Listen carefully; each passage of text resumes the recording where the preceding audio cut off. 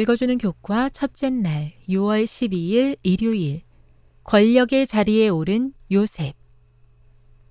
요셉에게 있어 바로의 꿈은 하나님께서 그 땅에 하실 일을 보여주는 것이었다. 그러나 요셉은 바로에게 그 즉시 자신의 하나님을 믿으라고 하지 않는다. 대신 그는 즉각적인 행동으로 응답한다. 요셉은 경제 정책을 제안한다.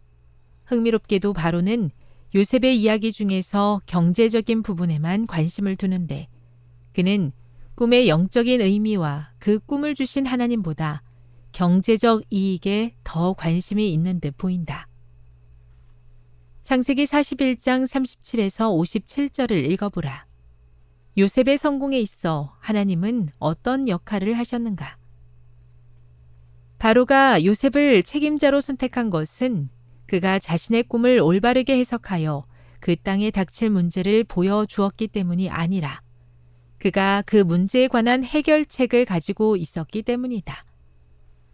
바로는 요셉의 제안을 좋게 여기고 그 의견을 그의 신하들에게도 이야기했다. 바로의 선택은 종교적이었다기보다는 실용적이었다. 그럼에도 바로는 요셉이 하나님의 영에 감동되었음을 인정하였다. 요셉은 명철하고 지혜 있는 자라고 설명되는데 이것은 하나님께서 주시는 지혜를 나타내는 표현이다. 성경에 기록된 모든 내용이 당시 애굽의 역사적 상황과 맞아떨어진다.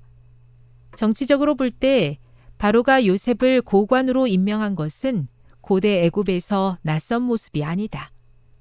애굽에서 외국인이 고관에 임명된 적이 있다는 사실은 이미 확인되었다. 이어지는 7년의 세월은 곡식의 수확을 셀 수 없을 정도로 풍요로운 시기였다. 이와 같은 사실은 그 풍요로움이 초자연적인 섭리에 의한 것임을 증명한다. 풍성한 수확을 바다 모래같이라고 설명한 것은 이것이 하나님의 축복이었음을 보여준다.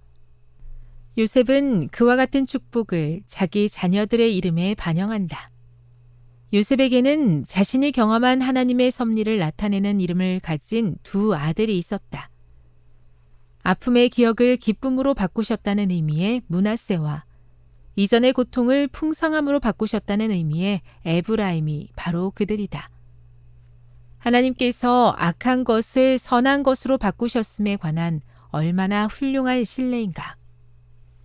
교훈입니다. 하나님의 섭리에 따라 7년의 풍요로움이 이어졌고 요셉은 애굽의 총리가 되어 다가올 흉년을 대비하며 슬픔을 기쁨으로 바꾸시는 하나님의 은혜를 경험했다. 묵상. 창세기 41장 50에서 52절을 읽어보십시오. 요셉의 두 아들의 이름은 무엇이며 그 속에 담긴 깊은 의미는 무엇입니까? 적용. 어떻게 하면 다른 사람들이 우리의 삶을 통해 하나님이 실제로 존재하고 계심을 볼 수 있을까요? 영감의 교훈입니다.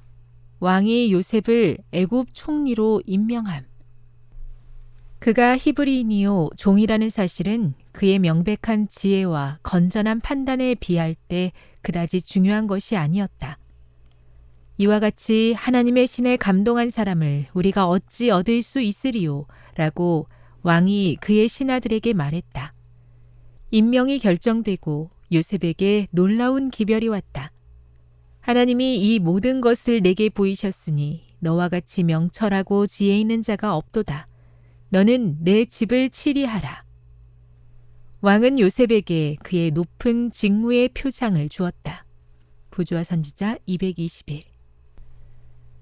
슬픔을 기쁨으로 바꾸시는 하나님이 저의 하나님이심을 찬양합니다.